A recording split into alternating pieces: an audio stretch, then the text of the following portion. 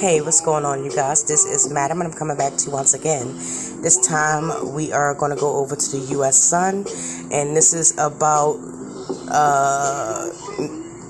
Vince McMahon. If you do not know, he is the CEO of the once WWF, now known as the WWE. He was the chairman. So, he is also in some trouble, some hot water with the feds for some similar accusations that Sean Diddy Combs is facing. Similar but not the same. And this article will give you some sort of idea of the similarities in the events that led to him being investigated by the feds. It says WWE, disgusting incest storylines, SEX toys named at the wrestlers, and vile R claims, scandalous life of WWE's Mr. McMahon. I will definitely list the article writer in the description, as I always do. It says he's the richest man in professional wrestling. He turned the industry into a global entertainment empire under the WWE banner. But Vince McMahon has been dogged by scandal and controversy throughout his career. Sure has. McMahon's time as CEO and chairman of the world's most profitable wrestling brand came to an end in January of 2024 amidst allegation of SEX trafficking in SA. In February, it was reported that the 79-year-old is under federal investigation, and authorities obtained a search warrant for his phone. He was ordered to hand over documents regarding his allegations of SEX trafficking, SA, commercial SEX transactions, harassment, or discrimination against past or present WWE employees. Employee. Under his watch, there has been multiple drug scandals among his wrestlers. He also has been the mastermind of several crazy storylines, including incest plot involving his own daughter, and even created an on-screen persona known as the evil boss, Mr. McMahon. But was this a case of art imitating life?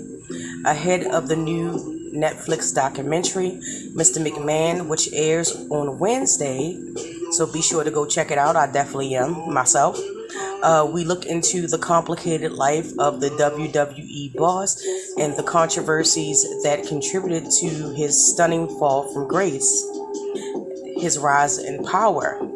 Born in North Carolina, McMahon didn't meet his father until he was 12 years old due to divorce, but after graduating from university, he became a prominent member of his father's wrestling company and even pushed for its name to be changed to World Wrestling Federation, which is the WWF, formerly known as. He married Linda McMahon and had two children, Shane, age 54, and Stephanie, age 47, who would later play a big role in the company. McMahon bought the company in 1982 and began approaching wrestlers from rival signings. Hulk Hogan as the face of the brand.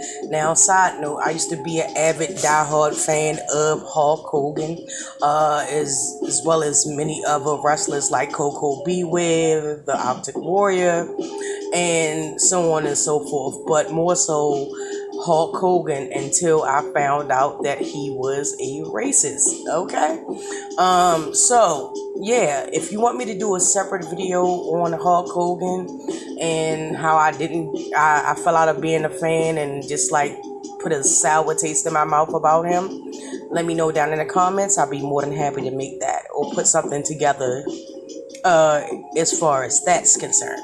But continuing on with the article itself, it says along the way he ushered the company into its glory days known as the Attitude Era, and even saw off competition from the likes of the World Championship Wrestling. Wrestlers such as The Rock, The Undertaker, and Stone Cold Steve Austin became huge crossover stars. Women such as Lita, Trish Stratus, and Chyna were pushed as serious wrestlers to bring in more male viewers. At the height of its success, the company's weekly flagship show, Raw, drew in upwards of 10 million viewers. Its biggest pay-per-view, WrestleMania, became a global spectacle, and it has and does, and still is, depending on who you ask. After losing a lawsuit with the World Wildlife Fund over WWF trademark in 2002, the company became the World Wrestling Entertainment, which is WWE, mostly known now as WWE.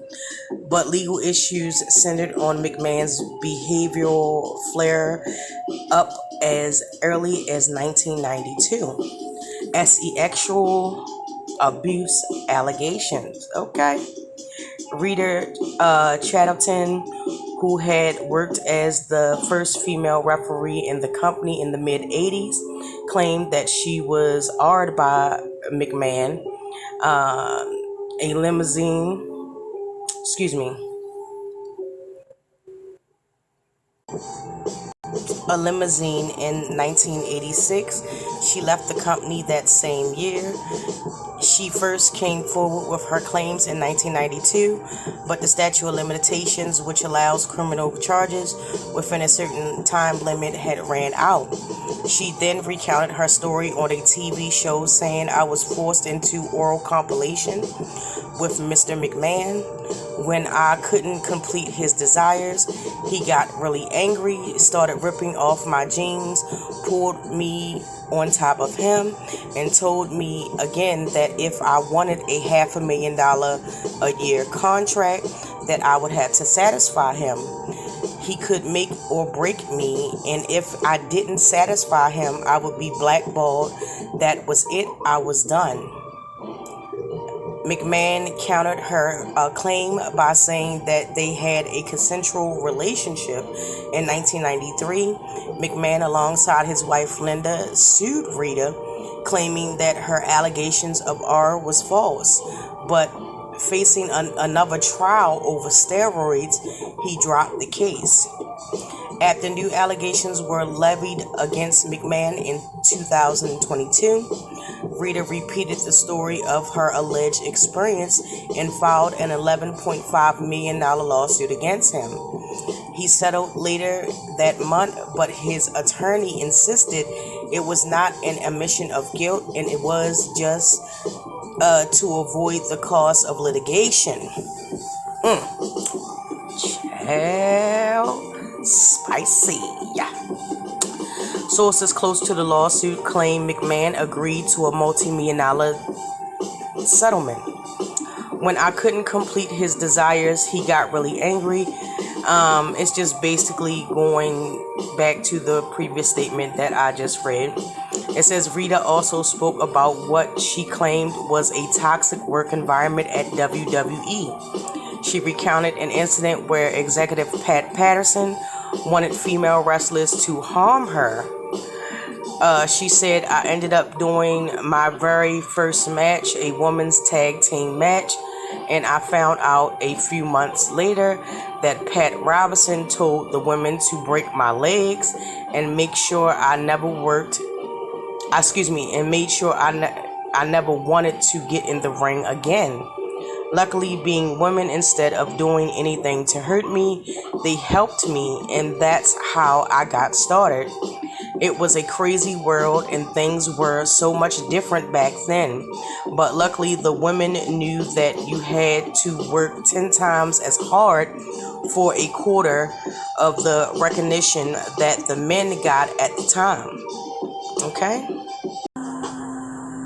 The lawsuit claimed that McMahon also subjected Miss Grant to acts of extreme cruelty and degratification that caused Miss Grant to disassociate or become numb to reality in order to survive the horrific encounters.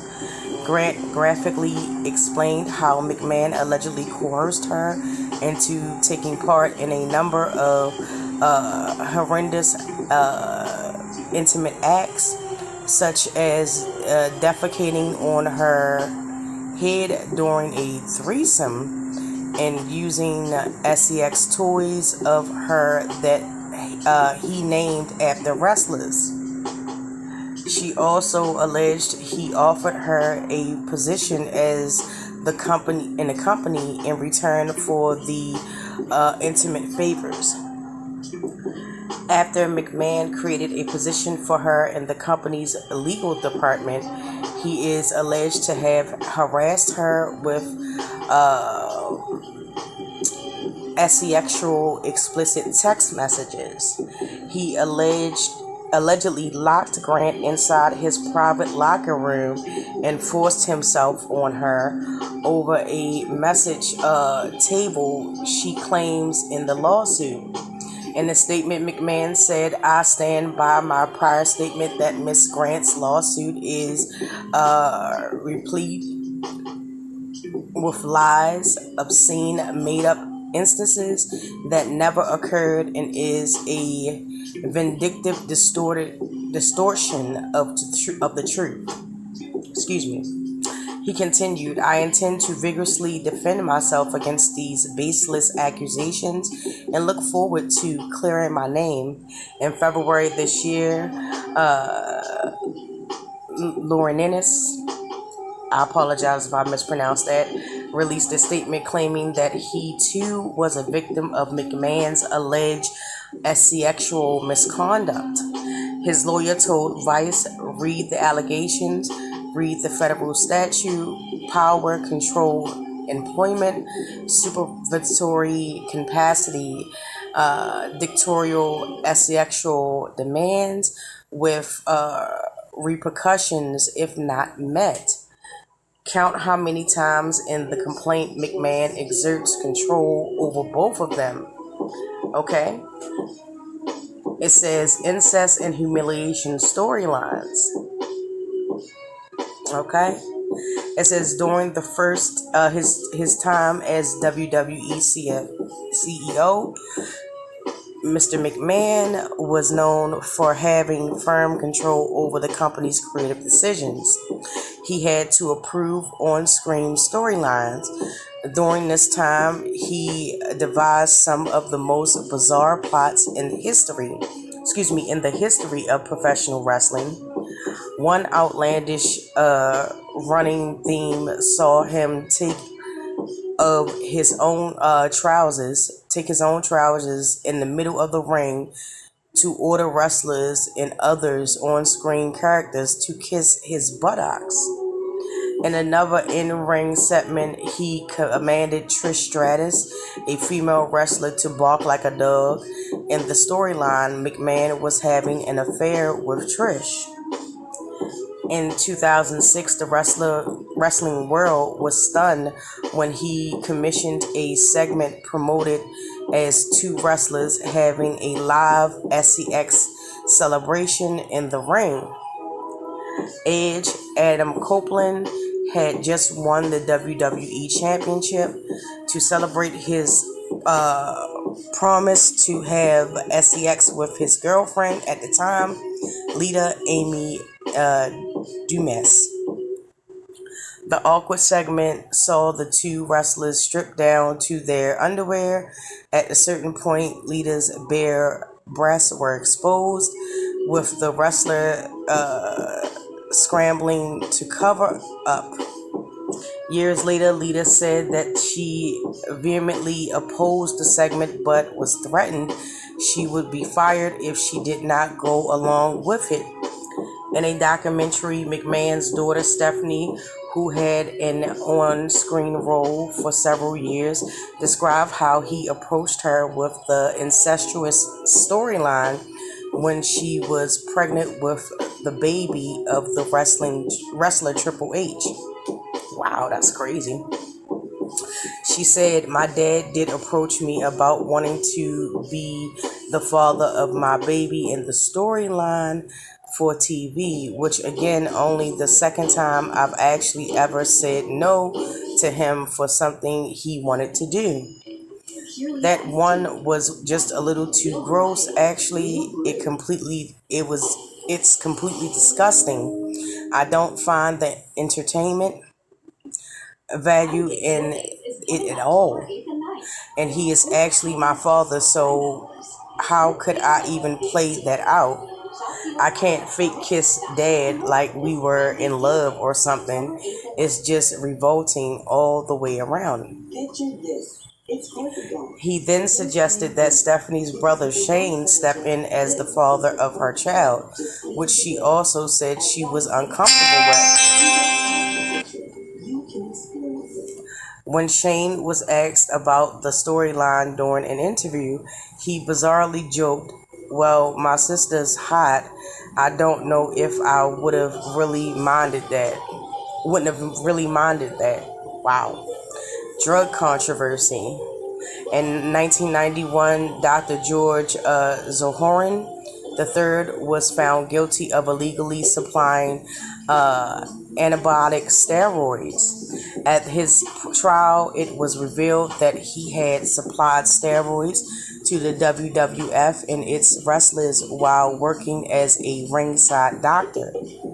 As a result of the doctor's evidence, Vince McMahon was charged with conspiring to distribute steroids and possession of illegal steroids with intent to distribute in 1993. Prosecutors at the time of the trial claimed McMahon coerced wrestlers into taking steroids to improve their physique. 11 wrestlers were called to testify, but while most denied he had personally persuaded them to take steroids, Kevin Wexel, who wrestled under the name Nails, claimed he had been put under pressure to do so. However, the defense team labeled him as a hostile witness who bore a grudge after parting ways with the company a year earlier. The judge dismissed the distribution charge, and McMahon, who admitted he had used steroids before they were made illegal, was found not guilty. Isn't that interesting? Following the trial, he said, "I'm elated. Just like in wrestling, in the end, the good guys always win." Hush money settlement. After an investigation into the undisclosed payments McMahon had paid as a result of an affair with a former employee of the company, it was discovered that $19.6 million in unrecorded payments were made to settle sexual misconduct claims. The payments were made between 2006 and 2022. The investigation also unearthed claims made not only against McMahon, but also John Lorenz, who was also an executive at the company. The women all signed deals that would prohibit them from discussing potential legal claims against or their relationships with the billionaire. News of the hush money payments shook the wrestling industry, with many calling for McMahon to resign as CEO and chairman of WWE. In June of 2002, McMahon resigned from the company, only to return 6 months later when TKO bought WWE.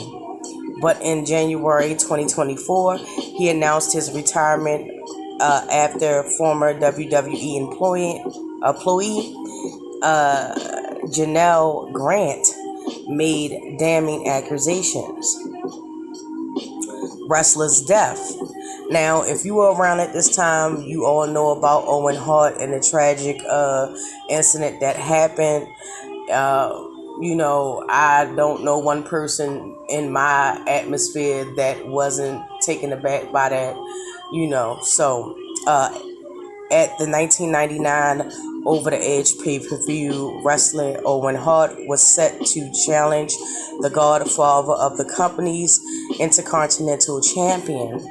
At the event, Owen was scheduled to make his entrance from the arena's rafters. He was supposed to drop down while suspended by a harness. The stunt was successfully tested at the previous show with a different harness configuration, but at the pay-per-view, a cable disengaged from the safety vest he wore. Owen was dropped more than 70 feet from the rafters into the ring. As he landed, his chest hit the top rope. Owen was rushed to the hospital despite several efforts to save his life. Doctors stopped all work on him after 13 minutes and pronounced him deceased. At age 34, it was revealed that failing chest first on top of the rope resulted in him bleeding to death internally. Owen's death shocked the wrestling community. Bret Hart, Owen's brother, who had a long-standing feud with McMahon, blamed the businessman for his sibling's death. He said the incident resulted from McMahon's obsession for ratings and revenue. Talking about McMahon's, Hulk Hogan said, "I hope he learns a lesson from this horrible incident." McMahon received first backlash for his decision to carry on with the show despite the accident. A columnist for the Calgary Sun said it was sick, disrespectful, and wrong, but what else would you expect from WWF? Owen's wife, Martha, said after he lost his fight for his life, they just scooped him up and ordered the next match out. Where's the humanity? Would he have wanted the show to go on? Absolutely not. Racism allegations, okay?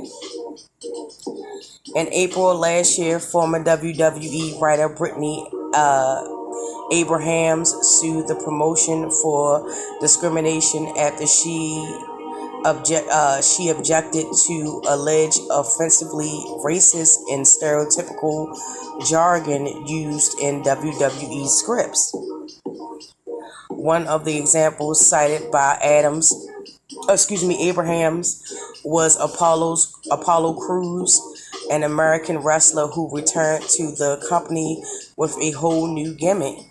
The black wrestler entered the ring holding a tribal spear and spoke with a strong Nigerian accent, which he never had before. Abrahams alleges that she had complaints about the accent.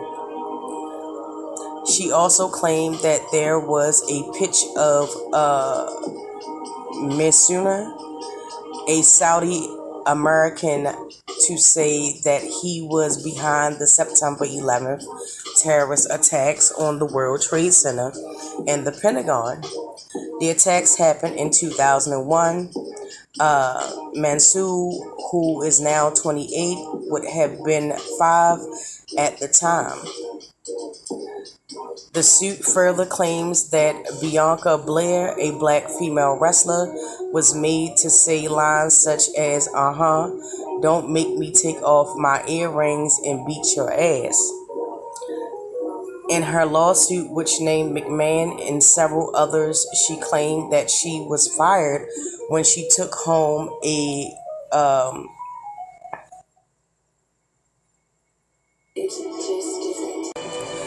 commemorative chair after a pay-per-view event.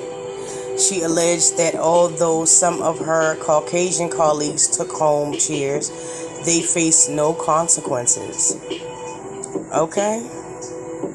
Most wrestling promotions like WWE feature wrestlers in storylines that have predetermined winners.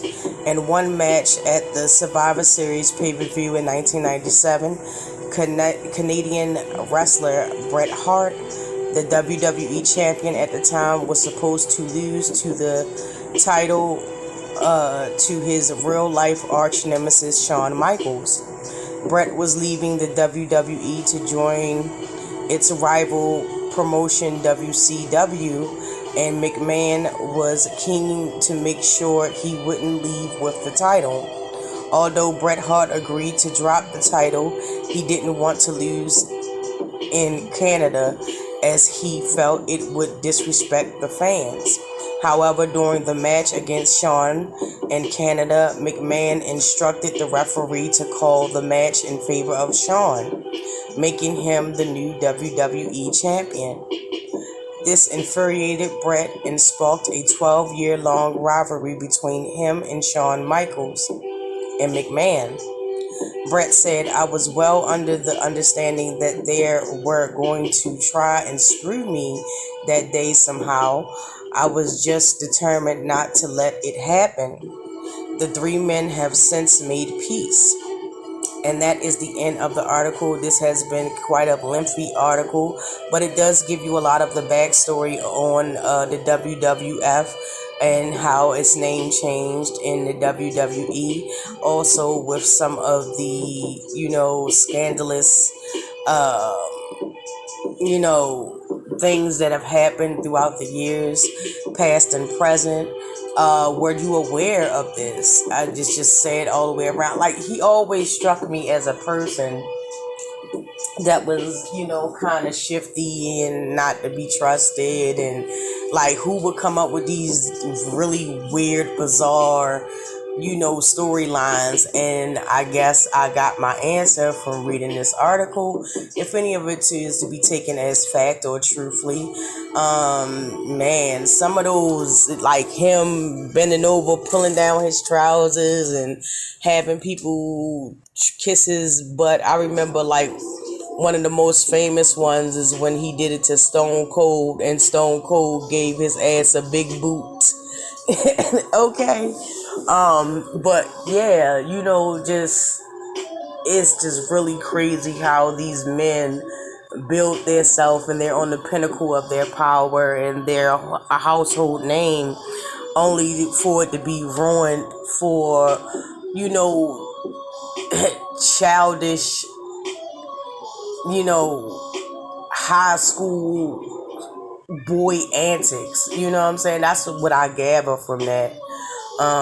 As far as the assaults and things of that nature, it's just really disturbing, how, things that people don't know about. And I will keep you posted on this. Were you aware of any of this going on? How far does it go back, as far as if you watch wrestling? And what is your favorite wrestling? Like I said before previously, I used to like, Hulk Hogan, but it's always wrestlers like Arctic Warrior, Coco Beware. At one point I liked The Rock, definitely for sure. Stone Cold Steve Austin, The Undertaker. It's a good number of people, from past and present that, I like. Some I don't like anymore, and some, they're still top of the line for me. But let me know down in the comments. Thank you if you stayed this long to actually check out, what the article was about. Thank you for, sticking through my stumbles and bumbles and things of that nature. I really do appreciate it. Don't forget to like, subscribe, and share. And come chop it up with me in the comment section. I love to hear from you. So with that, you guys, I will get with you in the next one.